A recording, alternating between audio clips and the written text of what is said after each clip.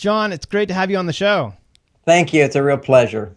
You know, you are the leading expert in this space of relationships and helping marriages, and it's an honor to have you on our show. And I think, you know, many people know your best-selling book, Men Are From Mars and Women Are From Venus. I wanted to start with the concept that you really do a great job laying out there in terms of the differences between men and women. And what do you think are the biggest differences between men and women? Well, the first thing is to understand why look at the differences, because some people say, why do you want to look at differences? We should look at similarities. Well, certainly as human beings, we all have similarities. We need love and support and so forth. However, it's when we don't understand our partners, that's where frustration arises. And there are huge differences between the way men and women's brains react to stress, the way our brains respond to things to make us happy. It actually is very different in a woman than a man. Her hormonal system is different. There's many parts of the brain that are different, and we'll explore those differences. But the reason why we look at the differences is so we can have a better understanding of what's going on. So let me give you an example. When a guy is feeling stressed, okay, there's a problem. Every problem is a challenge. So that increases a little bit of your stress hormones. It's not a bad thing if it's a little bit. I need a little more energy, a little bit more focus. I need to think harder. And when that happens to men, this moderate elevation of stress, men tend to disconnect from their emotions. Their testosterone goes up and their estrogen goes down. Now, this is really important because estrogen fuels emotions like sadness or anger or disappointment or concern or fear. And fear, of course, in relationships is one of the most damaging things because that's where we get defensive. You know, often we get defensive. We don't even know we're feeling afraid. But as soon as we start to argue with our partners and raising our voice, that's because there's estrogen levels are going up, testosterone's going down. Now, this is in men. So what happens, just very simply put, is men become less emotional and they tend to disconnect while they mull over the problem. Now, this is very disconcerting for women. Yeah. Because women have the opposite response. Under moderate stress, women's emotions increase 8 times. So this is this is very dramatic difference between men and women. So under little problems, women are designed to become emotional. And then they're designed to ask questions to seek out help. These parts of the brains literally light up. Whereas for men under moderate stress, immediately emotional energy goes down. He disconnects from the emotional part. There's pathways in the brain that go to left brain analysis and then action. So men are always thinking when they're stressed, what does this mean? Is this important? How important is this than what I'm already doing? Do I have time for this? Will I get a reward for this? Can I do this myself? And how long will it take? So a man's going to go into a problem analysis mode, which disconnects him from feeling connected to his partner. So every time there's some stress, women panic and they want to go, what are you thinking? What are you feeling? What's the matter? What's going on? Because it's such a foreign experience to them.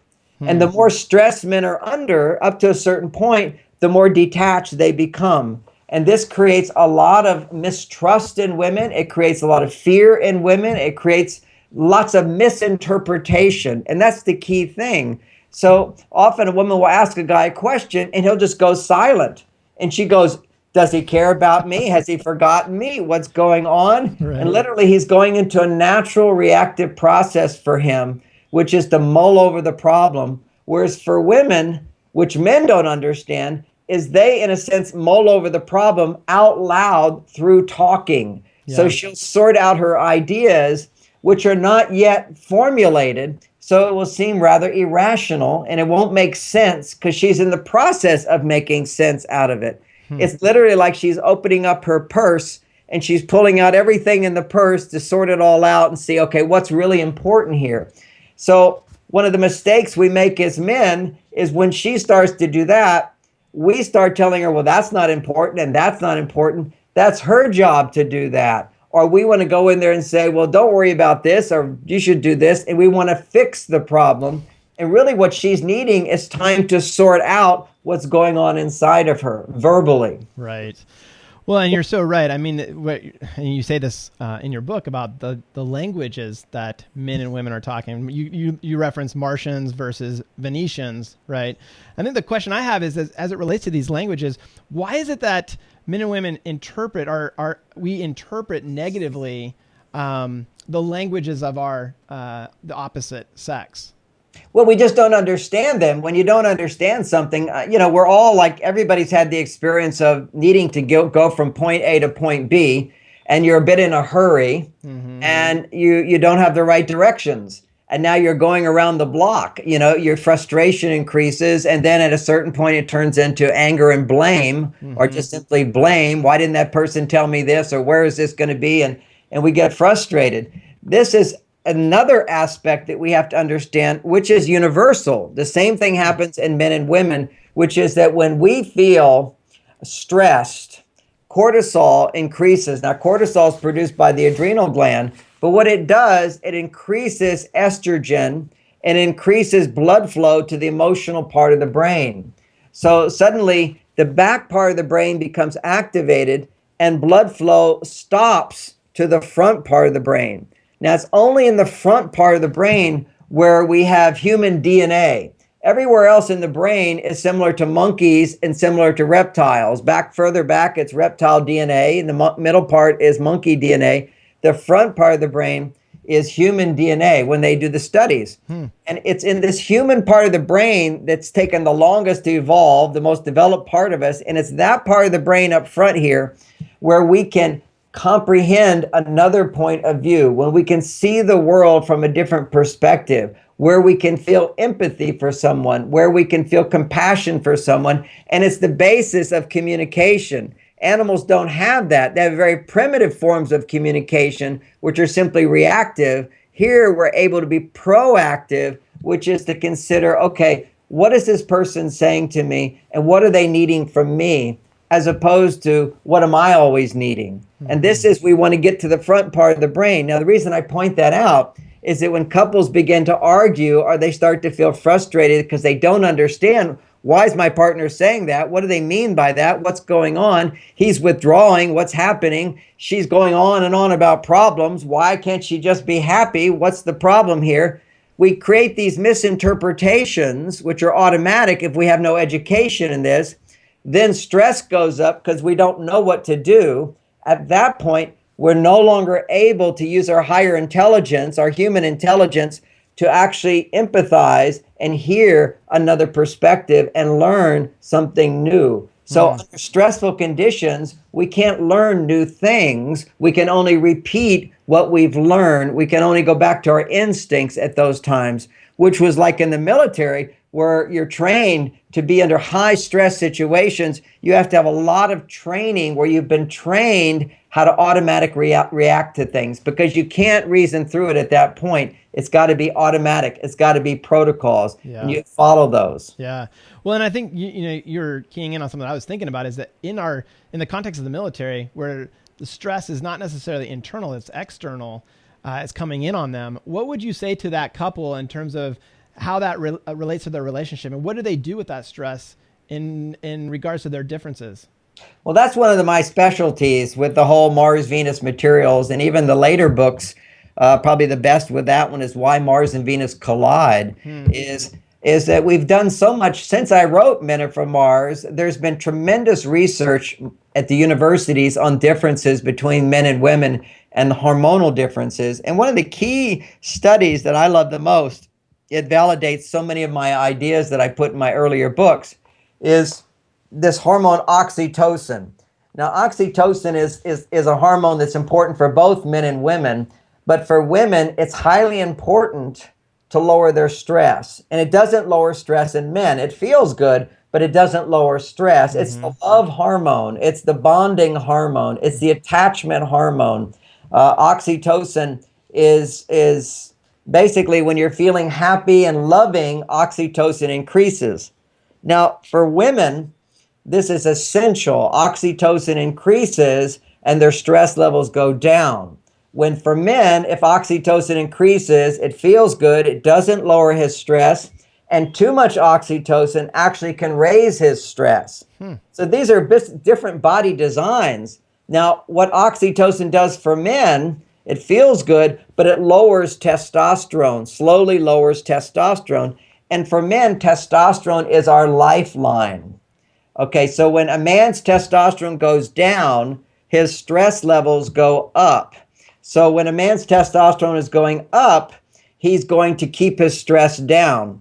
So men in stressful situations, you're not necessarily stressed inside unless you start to feel, I don't have control of the situation and I don't know what to do about it. So think about the lion tamer, for example, or just think about me driving my car. I could be driving my car 80 miles an hour. And if I wasn't a good driver, that would be stressful, scary, upsetting, tense. I'm a great driver. I drive 80 miles an hour like I don't even, like with my knees. It's very comfortable for me. So there's no stress reaction inside of me. Yeah. So the more confidence you have in what you do, then your stress level goes down. Now, what this means with men is when you're challenged, your testosterone goes up, it keeps your stress levels down. But as you start to lose confidence, if you lose confidence, enzyme gets produced and it's called aromatase. And this enzyme starts converting your testosterone into the female hormone estrogen. And that's when you begin to feel afraid or you begin to feel angry. And this is what we men have to understand is that we're feeling negative emotions. It's our estrogen levels are going up and our testosterone levels are going down and our stress levels will continue to rise. Yeah. So it's so important for men to realize, particularly men in the military have got great training for this, is to learn to contain emotions. But when you get home with a woman, that's tougher than a drill sergeant. Yeah. When you're when you're emotionally connected to somebody, you open your heart, you're giving them the power to affect you. And hopefully they affect you in a positive way.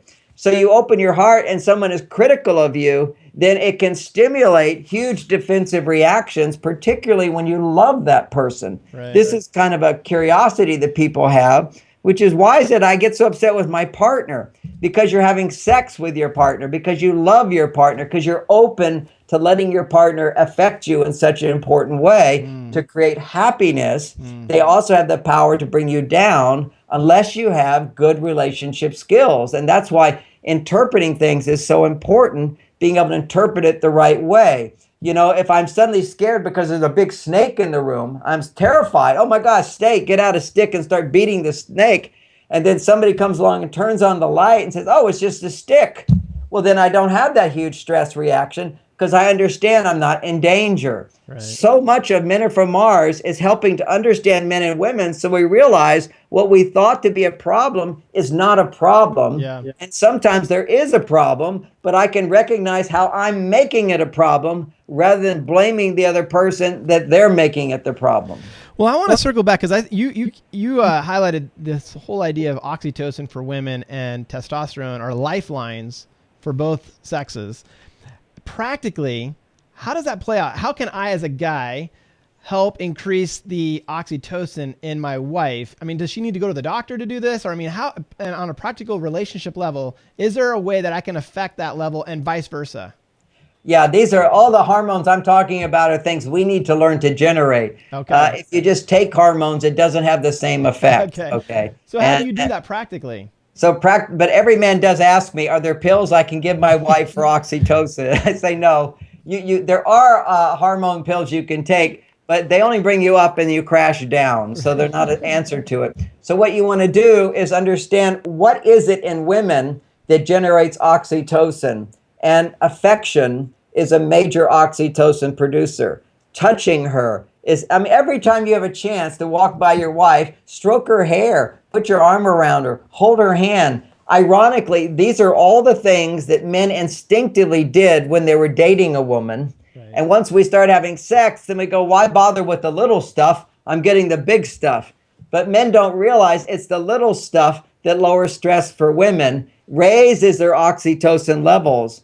It's whenever a woman is, I'll talk about things I do as a husband that are proven to increase oxytocin. every day I give my wife a hug. Okay, first thing. And when I leave, I give her a hug. And when she comes home from work, I'm usually already home. I go give her a hug. And if I run to her, if I look for her, Bonnie, where are you? I get an extra point of oxytocin for that. It's the little things make a big difference. And I usually stay up a little later at night, but she'll sort of go off quietly, and I'll go say, Bonnie, are you going to bed? And then I go give her a hug. I get an oxytocin point for noticing she was gone, oxytocin point for running after her, and then giving her a hug. That's 3 oxytocin points. And what I mean by oxytocin points is women keep score. Biologically, they keep score. They need certain amounts of oxytocin. Otherwise, they begin to feel, I'm giving and giving and giving, and I'm not getting back. So what is it they need back? Not big things, but lots of little things. So this is a key thing for men to understand. If I bring my wife for romance, say 32 flowers, 36 flowers, oh, big. Women will go, oh, beautiful, wonderful, all these flowers. That's a surge of oxytocin, and that will last for a while, and then it diminishes. So once that oxytocin goes up, that's 1 point. You can measure it. I can bring her 1 rose, and I'll get the same amount of oxytocin. That's the amazing thing about women and their hormonal system, is they're more responsive to love in this way than men are. For women, when you do something good for them, whether it be big or small, it has the same oxytocin response. So hopefully the guys are all keying in on this. The smart guy is the one who brings 32 separate individual roses versus 1 big bunch of roses. Is that essentially what you're saying?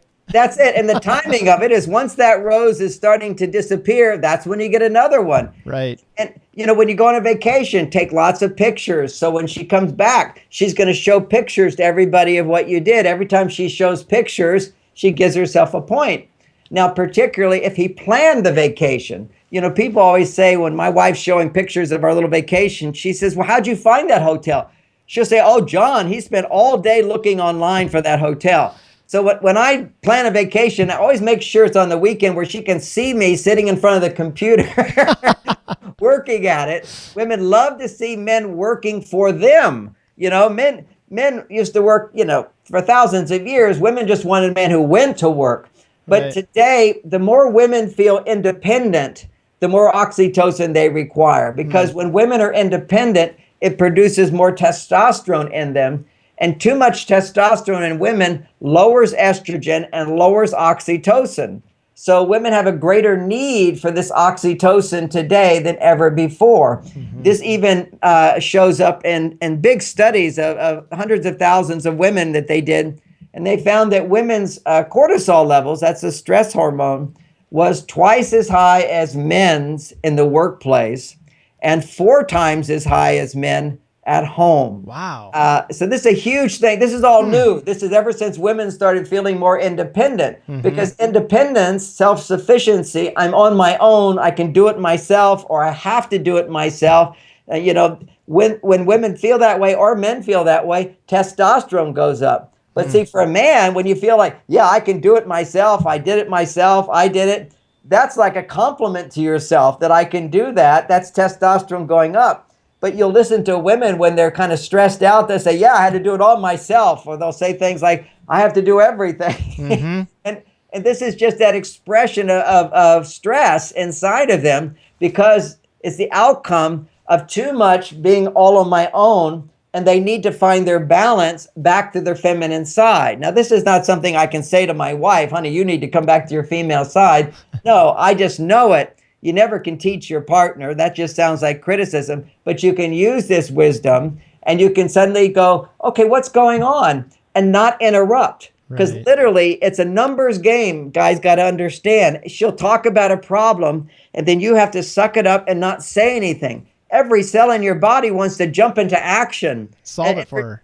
And solve it for her and fix it and say, well, don't take that freeway exit. Well, you should plan 15 minutes in advance if that's the case. Or heck, you're always complaining about that job. Just quit it. Find something you'd like to do. So I got to ask the question. So in what you're saying is that I'm assuming you're not saying that women aren't designed to be independent. women can be independent.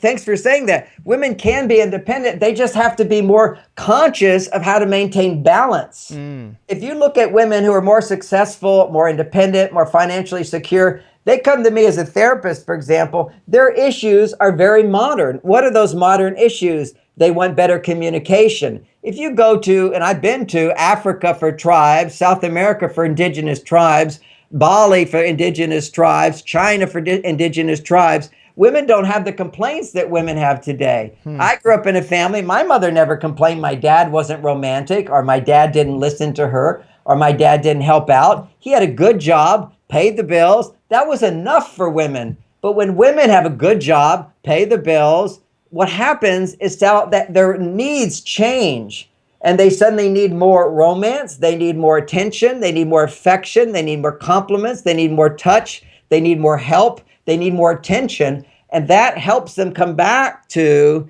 these female hormones. So it's not that women can't be independent, it's that if they're going to be independent and they want to sleep at night, then they need to find balance by re-stimulating the female hormones. It's like a man, I love being a grandfather. I love being a father to my kids. During my younger years when all my kids are growing up, I was a very attentive father, bringing my kids to school, doing homework with them, picking them up, because I had a flexible lifestyle as a counselor and so forth, and an author. I could check my schedule.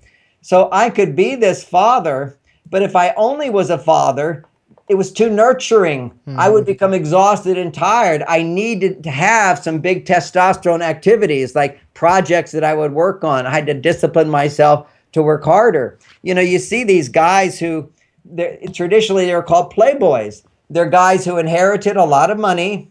They don't have to work. So what do? They play, and they end up in drug rehab. They have divorces. They can't make a commitment. They're extremely unhappy. They're indulgent to the senses to the maximum degree that takes them up, and they crash down, and they take their drugs. They're irresponsible. So what I'm saying here is they went too far to their female side, which is just to do what they love to do instead of what you have to do to do the right thing.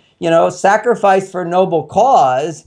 Putting somebody else's needs in front of yours produces testosterone. And this is what we as men have to recognize. Even when we can be on our female side and do what we love to do, we also have to do what the right thing is and find that balance. Yeah. Well, I got to come back to this points thing, because you talked about, for women, frequent and smaller gestures go a long way. Is that same formula apply to men?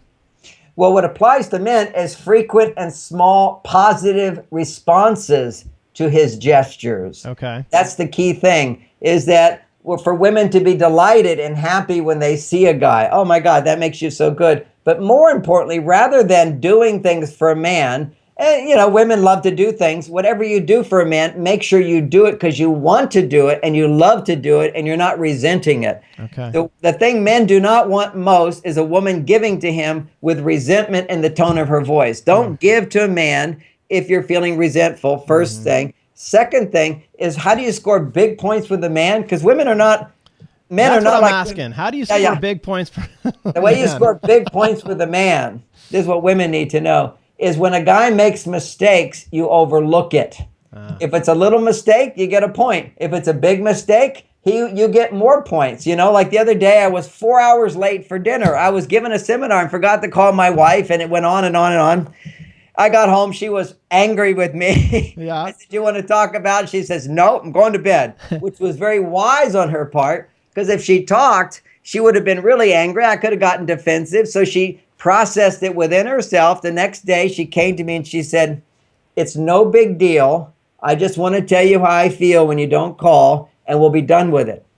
Every woman could learn that skill. Yeah. She got 100 points from me, 1,000 points from me, because she didn't make it a big deal. So when you forgive a man, when you let go of things, when you minimize things, when he's not perfect, that's what makes a man feel like this woman really loves me. Right. Because women don't understand this, because they respond so positively to little offers of love. They also respond negatively to little mistakes. But when you respond negatively to a little mistake, a guy goes, "What? You're complaining to me because I left a glass in the sink, and I just made all this money and went and did all this hard work for you?" It's like, in a man's mind, if you criticize little things, it means you don't appreciate the big things. Right. That's, of course, in our world, we want to be appreciated for big things. And as we learn, a woman can start to also acknowledge the little things that we do. But they can't acknowledge the little things unless we do the little things. And most men don't realize how important those little things are, because in our world, typically it's the big things that get, if you win the prize, you win the prize. No, everybody else is forgotten. Mm-hmm. With a woman, it's the little considerations, the opening the car door, the planning the date. But, when it comes to romance, men don't know what romance is. It's like, what do you mean, sex? No. Romance is planning a date. It doesn't have to be super fantastic. It just means she didn't have to figure it out. She didn't have to plan it. It's something you plan for her. But then men go, but I don't know what to plan for her. What you do is a week in advance, you ask her, let's talk about what you might like to do next weekend. Let's talk about some things. And she'll always say, well, what do you want to do? And then you say, well, I might want to do something, but I want to know what you want to do. The key to romance, it's what she wants to do, but she doesn't have to ask for it. He has to decide to do that. And then he gets to take credit for it. And her job is to be appreciative of whatever happens. That's what romance is for a man. It's a two-way street. A man needs to feel that I was successful in providing something for her. And women need to feel that he took the risk, he took the initiative, and picked something. Yeah. I was just going to ask the question. I just know a lot of our women listeners might be thinking right now, where's the line in terms of overlooking little things versus serious issues as it relates to their husbands or their partners? Well, overlooking little things, overlook little things. You just said versus serious things. What are serious things? And it's, it's so ironic when it comes to what are serious things is it usually comes to infidelity. It's like we immediately go to infidelity, right, as opposed to recognizing people make mistakes, even big mistakes. And what real love is when you learn to forgive real mistakes. It also means when you make a real mistake, that you apologize sincerely and you change your behavior. So, I counsel for 35 years. I've been counseling couples, and I typically counsel men or women. When it comes to an affair, don't even consider divorce. That's nonsense, particularly if you have children, unless your partner says, I'm having affairs and that's who I am and that's what I want to do. Then you wish them well, you want them to be happy, but you let them know that's not what I want in a relationship. But if your partner had an affair here or there, and it's not, their conviction is, I don't want to do that. Now you work on healing it. And now when it's a big thing, our heart does get hurt. I mean, we do have like an emotional body that bruises. You just can't see it. Yeah. And there are wounds that happen. This whole romantic love is you feel this person loves me more than everybody, and now they're off with somebody else. It's a bruise. It takes time to heal. But it only can heal if you recognize, let's say my wife did it to me, I have to recognize she made the mistake. She's now going to correct the mistake. It's up to me now to heal this. I can't expect them to heal my wound because they can't. Right. If you're wounded, you have to go to the doctor or allow your body to heal. And the process is through forgiveness and exploration of feelings. And it does heal. And also what you learn through that process with the big mistakes is that when you learn to forgive your partner for big mistakes, that's when you discover real love, as opposed to naive love, romantic love, which says this person's perfect. They're going to give me everything I want. Nobody is perfect. People make mistakes. And, there's other mistakes like lying and stealing and so forth. These are things that they recur over and over, and you're getting help and you can't correct the problem, and your partner's not sincerely trying to correct the problem. Yeah. Then, divorce is a necessity. I'm so glad there is divorce. Some people just aren't. One, their partner's not willing to make changes that are significant. And two, is some people are just not ready to be in a relationship. They're too immature. They're only thinking about themselves, and they're not committed to finding the skills to grow up and be an adult. Yeah. Well, and I appreciate you clarifying that. I think the big thing was not overlooking potentially some of our listeners is abuse, the issue of abuse. And those are those are some big issues that I think. Absolutely. There is any kind of physical abuse. Let's look at that one. Although verbal abuse exists and people often don't look at it, but the physical abuse is the quote evidence. That's where you should immediately get help. Yeah. Okay. Because that means you don't have the tools to avoid abuse. And when I work with people where there's abuse in relationships, I don't just look at the perpetrator. Is that I always see every situation has two people. who are involved in it. Things don't just, generally speaking, don't just come out of the blue. Sure. How do we, if I'm the victim, how do I unknowingly cause it to become worse, rather than how do I have the power to make it better? Yeah. And the person who's doing the quote abuse, how do they learn to control themselves so it doesn't happen? And let me give a short answer to that now, but that has to be forgiven as well. Sure. But with help, to know that their partner will not do that again. Oh, unconditional. I remember one case of abuse where the guy was so sorry, I'll never do that again. I promise you, give my life. And I said, well, what if she said and did the exact same things she did before? Well, if she does that, then of course I'm going to do this. Right. I say, you have not got the message yet. There are certain things that you cannot justify on blaming on somebody else. You have to learn that that's not acceptable. Yeah. And part of the training here, let me just say, is training where men have to recognize their job with a woman is protector. Woman's job is not to protect. We're the soldiers. We're the providers. And yeah, women can be soldiers and so forth. But in an intimate relationship, that's where if you want passion, if you want romance, if you want this magical power of love to lower your stress levels, which relationships have the potential to provide, then the man's primary role is protector. Who does he protect her from in a relationship? The dragon inside himself. He has to recognize that when he is starting to feel charged up, he has to stop the conversation. So clearly, I've gone through all the stages of this, so it never happens anymore. This is 30 years of marriage, but I used to get so upset and get all mad. Now, I never hit or anything like that. I would just suck it in and pull away for days. And that's the fight or flight reaction. Some men are going to fight. Many will go into flight, but then they shut down and they resent and they become passive aggressive, which makes women go a little crazy. So here's the dance. What you can do with this whole thing is, first of all, I'm going to give 3 little techniques. Okay. One, when a woman says to men, you just don't understand. That's what they all say. It'll be an argument starting to happen. As soon as she says, you don't understand, he should say immediately to stop the argument, you're right. You have nothing to say. Men will always say, I do understand. I do understand. You say, you're right. Help me understand this better. Immediately, her tension starts to subside. Yeah. That's one technique. That took me years to figure that one out. Don't even argue. When a woman says you don't understand, you don't understand. Right. It's just period. She's the one who's saying something. Yeah. So you're not going to convince her otherwise. You're not going to convince her otherwise. You may know 1,000 times more about her than her, but you're not going to convince her. So you're right. I don't understand. Help me understand better.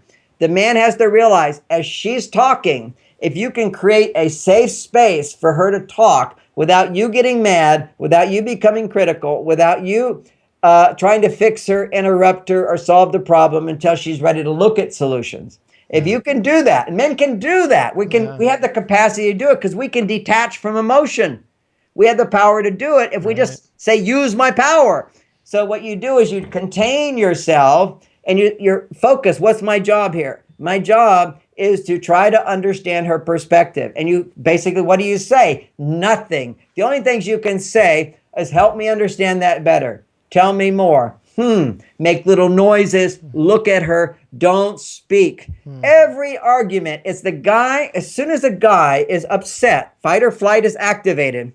If he uses words, it only makes him more upset. Now, this is opposite to what most people are taught. But I've been doing this 35 years. I know. Now, if you're upset and you come talk to me and you're not upset with me, but you're telling me about what you're upset about, then you'll feel better. Yeah. That's the whole point of therapy. People can come and talk to me because I'm not going to react. Right. But if you're a guy and you're upset at somebody, you're only going to get more upset by talking to them. Yeah. So if a man's starting to get upset, do not put your upset into words other than help me understand that better. Oh, and then what? And tell me more. If you can do that, you're Superman for maybe 10 minutes. At that point, you start getting more defensive. You have to notice, I'm getting defensive. I'm not calming down. So then you say to your partner, I need to think about what you're saying and we'll talk again, and walk away. It's so important that men have to do that. He has the power to do that. Most women don't have the power to do that. Some do. I won't discount that. But Most women don't, because once they get emotional, their brain wants to talk.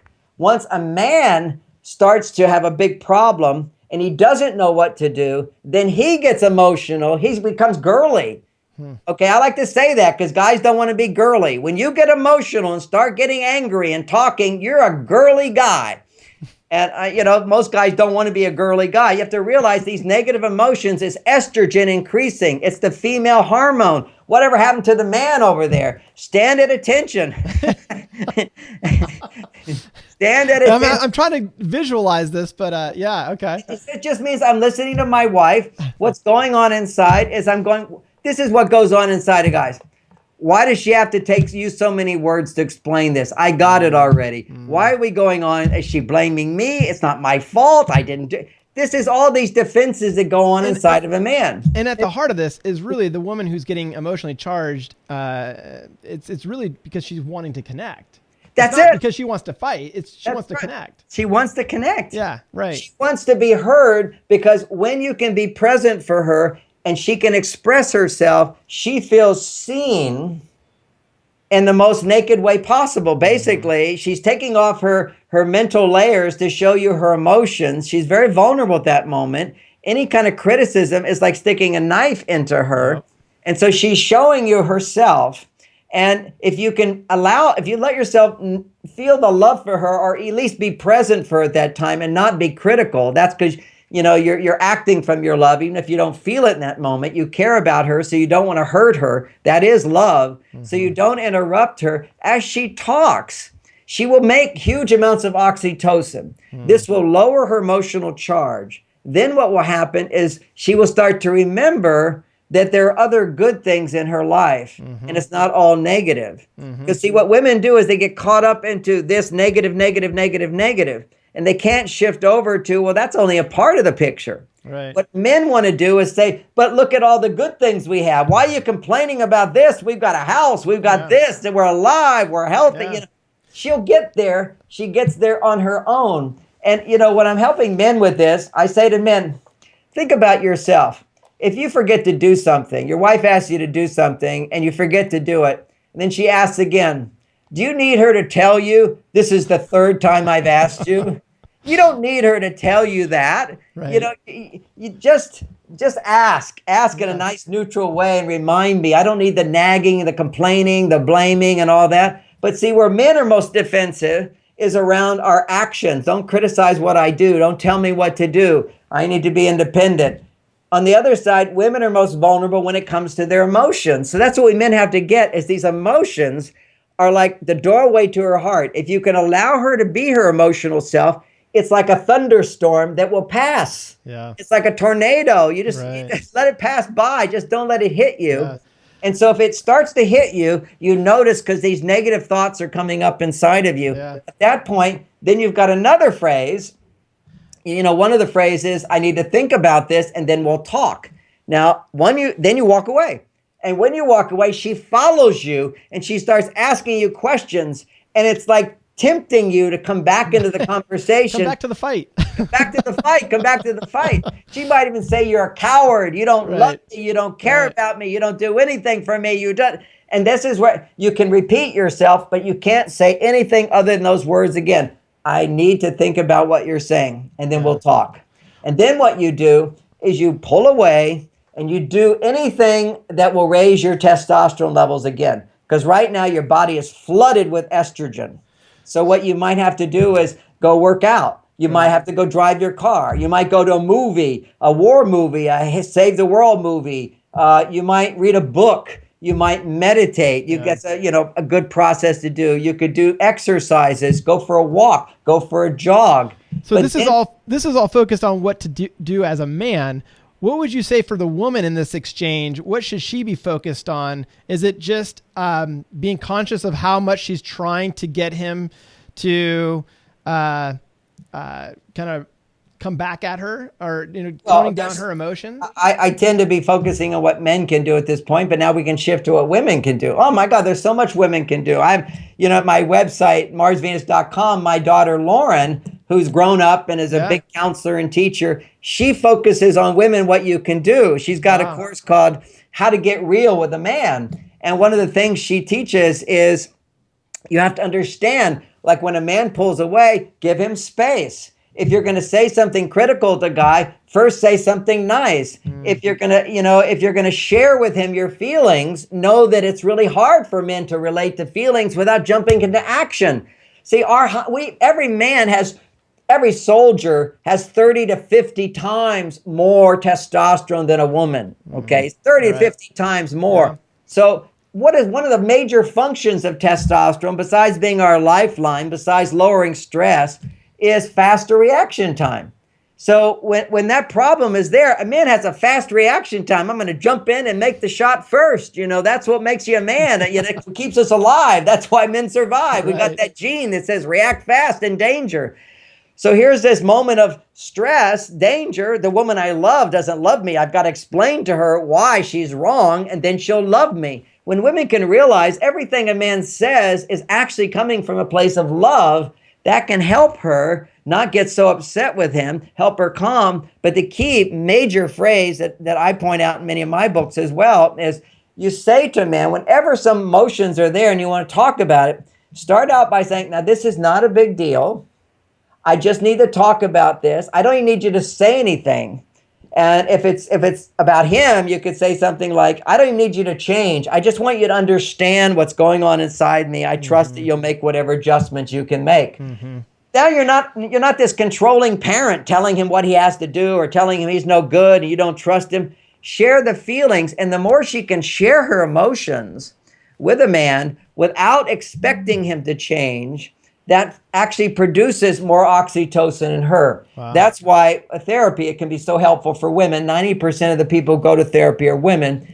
Women will come to me and they're sharing their feelings. And I say, tell me more, help me understand that better. Tell me more, really? And then what? What do you say? Just asking questions and not reacting like I have to fix it or solve it or I'm taking it personally.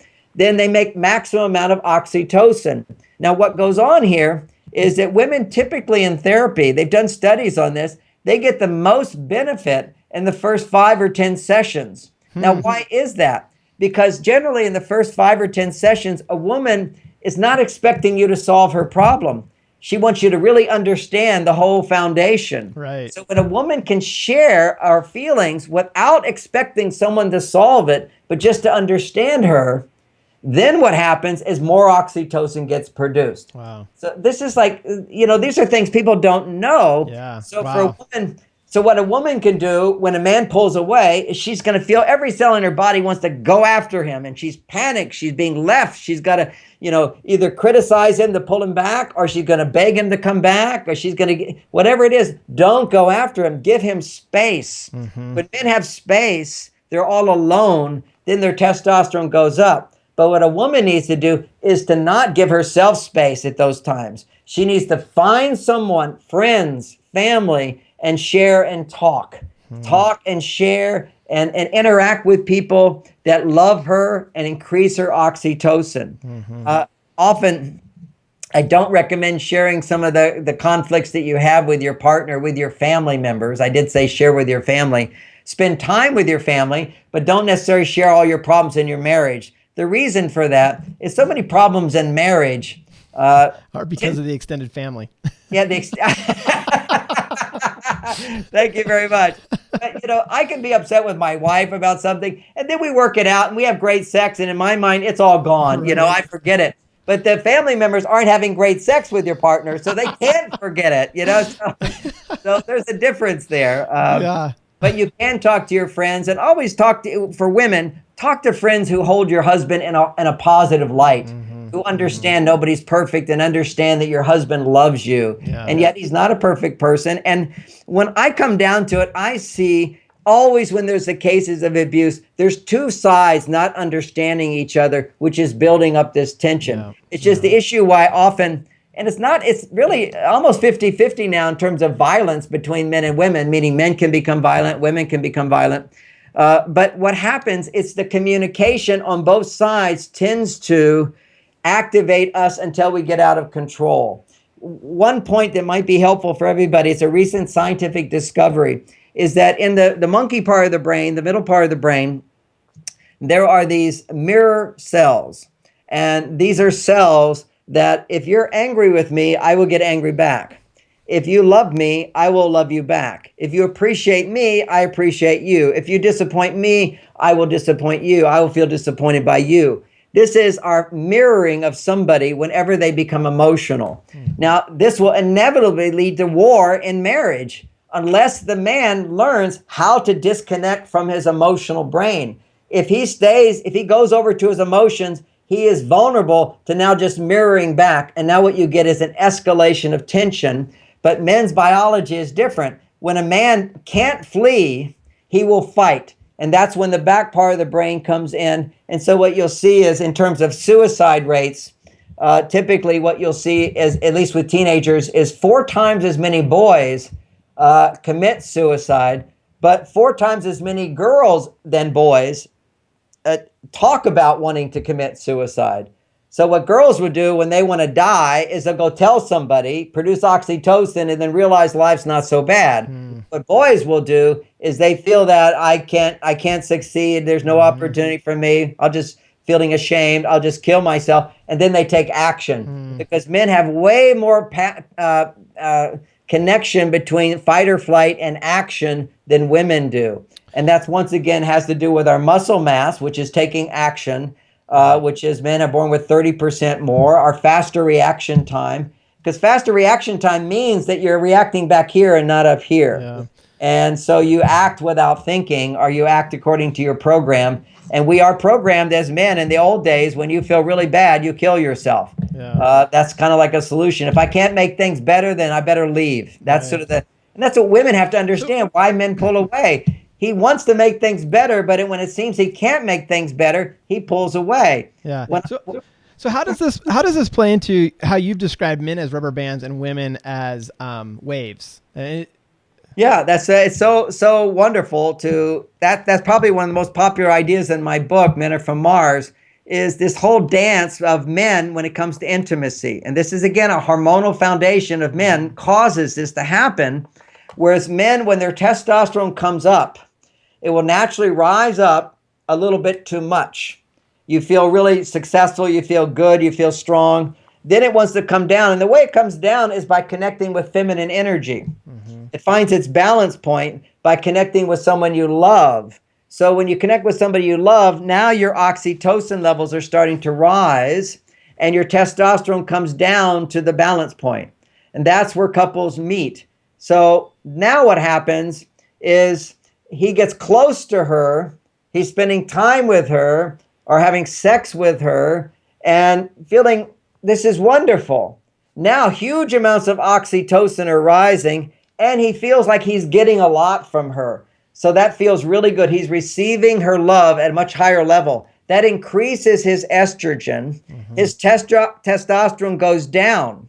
So he will start to feel, after spending a lot of time with his wife or his children, I got to get away. I can't breathe. And he'll want to pull away, and that's like a rubber band. He pulls away like this. And then once he pulls away, the oxytocin and estrogen goes down, the testosterone goes up, and now he wants to get close again. So he feels desire and wanting to give to her and be with her and make her happy and all that good stuff. And then they're close, then he needs to pull away again. And do his own thing and then swing back to her. Yeah. So it's this dance. Now, the reason this is so important is that women don't have this cycle. They have a little bit of that cycle, but not nearly as much as men, because the men have more testosterone and have to keep it up in order to feel good. So this is, in a sense, the oldest saying in the world, which is distance makes the heart grow fonder. You know, when a man, it's really about men. It's when you pull away, then suddenly you start to open your heart again. That means you pulled away, your testosterone's gone way up. Now your female hormones can start to increase and you want to get closer to a woman. So that's the first step. Next step, when a man pulls away, women don't understand this, so they pursue him. They don't give him that space. They say, what's the matter? What's going on? What are you feeling?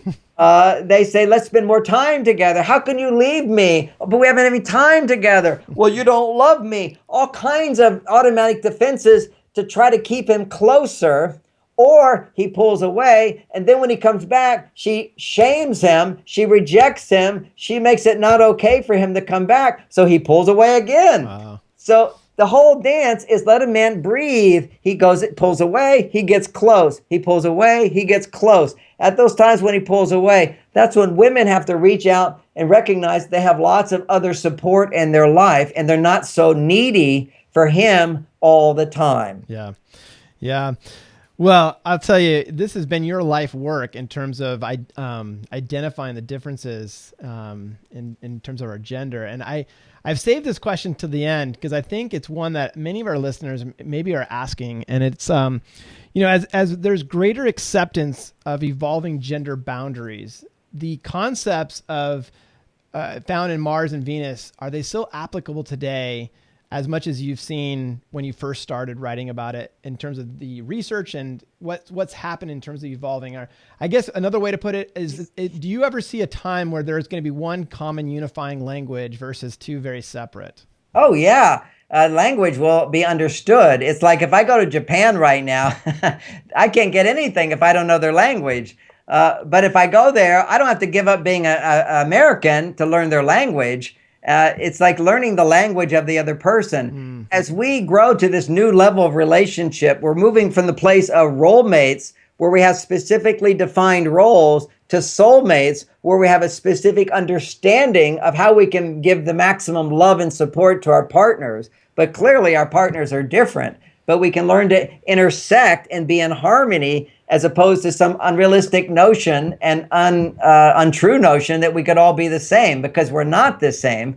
So what you do is you learn to appreciate differences. But if you don't understand a difference, it's hard to appreciate it. Like as the one difference we talked about today, when a guy pulls away, women go, well, how can I appreciate that? And you go, hey, this guy pulls away so that he can create this sense of non-emotional reaction to your emotional reactions. Now, all he has to do is have a positive attitude about your emotional reactions. And that's something we have to learn, okay? Because we don't know. It's just like, I don't understand this. We tend to feel like we're lost and negativity comes up. We have a clear understanding of our differences. Then you go into battle extremely confident and there's no battle. You know how to solve the problem, so there's no enemy. So this is new skills to create a soulmate relationship, as opposed to the old-fashioned role mate, which is man be provider, protector, and woman be homemaker and children. And the world's only connect really in the bedroom, and that's it. And that will run out after a while. So how do you keep the passion alive for a lifetime? That's learning these new skills. But before we end, I want to mention that, this is the half of my teaching, which has to do with psychology and behavior. The other side is physiology and nutrition. And since I'm talking to folks in the military, particularly anybody who's been in combat or an extended period in combat, what they have to realize is that there is a brain chemical called dopamine, which gets produced when you experience danger. And when you're in danger, dopamine levels increase. And it's the same brain chemical gets produced when you take cocaine. And it has the same effect on your brain as when you take cocaine. So you become sort of addicted to intensity, and lack of intensity is boring and flat. And so you can have tendencies to get addicted to arguing, addicted to alcohol, addicted to drugs, addicted to pornography. And any of those things that happen don't actually solve the problem, but they're just like the alcoholic it's a substitute. Yeah. So what I have found is abstinence is not enough. Just simply saying I'm not going to drink anymore doesn't help the brain heal. You actually have to provide extra nutrition for the brain to heal. And this is not a problem that drugs treat. Drugs can numb you, but it doesn't help the body heal. So you need extra nutrition to rebuild the brain. You have to take away the pounding stimulus. Let's say I had a pill that cured a headache, but you keep hitting yourself over the head with a hammer, it doesn't heal. You've got to abstain from those high stimulating things, overstimulation. Life becomes a little boring and flat. You go through these withdrawals of I have to have it again, because the body doesn't have the nutrition it needs. So some simplicity, I just have to throw out there's certain minerals that the brain requires to rebuild itself. They reduce oxidative stress in the brain and allow the healing to take place. These are super minerals. People can read about them at my website, marsvenus.com. Also, undenatured whey protein, not pasteurized protein, not pasteurized dairy, but it's unpasteurized, special, still pure. it will actually rebuild the brain chemicals. It has the amino acids necessary to rebuild the brain. So people can look that up, superfood shakes, super minerals, a lot of other things like vitamin C is so important. Go ahead. It sounds like we need to have you back for a second show on just the topic of wellness and nutrition. I mean, honestly, there's a whole nother part that's very connected here. And, I think for our listeners, John, this has been amazing to have you share this type of insight. And I really appreciate how you've taken the holistic view of this. I mean, you're not just saying it's relationships disconnected to nutrition, wellness. I mean, they're all interrelated in so many ways. And John's book and all these resources that he's talking about, you can find them on marsvenus.com. This is his best known book. He's written many, many since then that have covered all the topics that we've been discussing today. So, John, thank you. This is my most recent one. And as for your listeners, they can go online and then get a free copy of this at marsvenus.com. This is the one called Staying Focused in a Hyper World, but it addresses this overstimulation that we're experiencing. The whole world's experiencing it just because our lives are so fast paced, but our military people who go into battle in dangerous zones, it happens even more intensely to their brains, and we need to help heal our brains to recover from that injury. Absolutely. Well, again, thanks, John, for being on the show, and keep up the great work. I'll look forward to coming back. We can talk about nutrition and brain function. We'd love to have you. A theme could be mild traumatic brain injury. Back in 2008, the Army called me in Germany to try to help them figure out a solution to that. So we'd love that. It would be an honor. Thank you. All right. Take care.